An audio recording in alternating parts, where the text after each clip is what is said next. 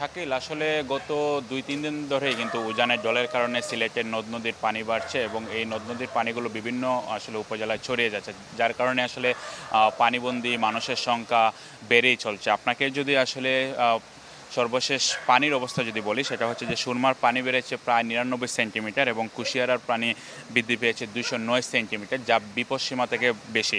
তবে সারি নদীর পানি বৃদ্ধি পায়নি নতুন করে, বিপদসীমা থেকে ১০ সেন্টিমিটার নিচে অবস্থান করছে বলে আমাদেরকে পানি উন্নয়ন বোর্ড কিছুক্ষণ আগে নিশ্চিত করেছে। আসলে সিলেটে কিন্তু রাত থেকে বৃষ্টি নেই, তবে আবহাওয়া অফিস জানিয়েছে আজ সিলেট বিভাগের বিভিন্ন জায়গায় অস্থায়ীভাবে দমকা হাওয়া সহ বৃষ্টি অথবা বজ্রবৃষ্টি হতে পারে। আর পানিবন্দী মানুষের কথা যদি বলি, এদিকে সিলেট জেলা প্রশাসন এই নিয়ে বলছে যে পানিবন্দী পরিবারগুলোকে তারা আশ্রয়কেন্দ্রে স্থানান্তর বিষয়টি অব্যাহত রেখেছে। এখন পর্যন্ত ৪,৮০২ জন আশ্রয় কেন্দ্রে উঠেছেন। এর মধ্যে গোয়াইনঘাট এবং কানাইঘাটের মানুষ সবচেয়ে বেশি আশ্রয় কেন্দ্রে উঠেছেন। এছাড়া বন্যার্তদের স্বাস্থ্যসেবা নিশ্চিত করার জন্য ইউনিয়ন পর্যায়ে কিন্তু মেডিকেল টিম গঠন করা হয়েছে সিলেট জেলা প্রশাসনের পক্ষ থেকে।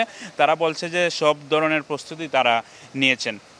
তবে আমরা বেশ কয়েকজন বিশেষজ্ঞের সাথে কথা বলেছি, তাদেরকে আমরা আসলে জানতে চেয়েছি যে সিলেটে কেন আসলে বারবার বন্যা হয় বা আকস্মিক বন্যার সম্মুখীন হয়। বিশেষজ্ঞরা বলছেন যে ভারী বৃষ্টি উজান থেকে আসলে নেমে আসা ঢলে মূলত আকস্মিক বন্যা সিলেটে বারবার হচ্ছে। এছাড়া সিলেটের প্রতিটি নদ নদীর তলদেশ ভরাট হয়ে কিন্তু নাব্যতা হারিয়েছে। হাওরে অপরিকল্পিত বাঁধকে তারা দায়ী করছেন। এছাড়া রাস্তা ও সুইচ গেট নির্মাণ করা হয়েছে এবং নির্বিচারে গাছ কাটার বিষয়টিও তারা বন্যার কারণ হিসেবে বলছেন। আমরা আসলে কিছুক্ষণ পর কিন্তু বন্যা দুর্গত যে বিশেষ এলাকাগুলো রয়েছে সেগুলোতে আমরা যাব, সেখানকার চিত্র আসলে আপনাদের তুলে ধরার চেষ্টা করব। তবে বন্যার্তরা যারা বলছেন, পানিবন্দী মানুষ রয়েছে, তারা বলছেন যে তাদের এখন সবচেয়ে দরকার শুকনো খাবার।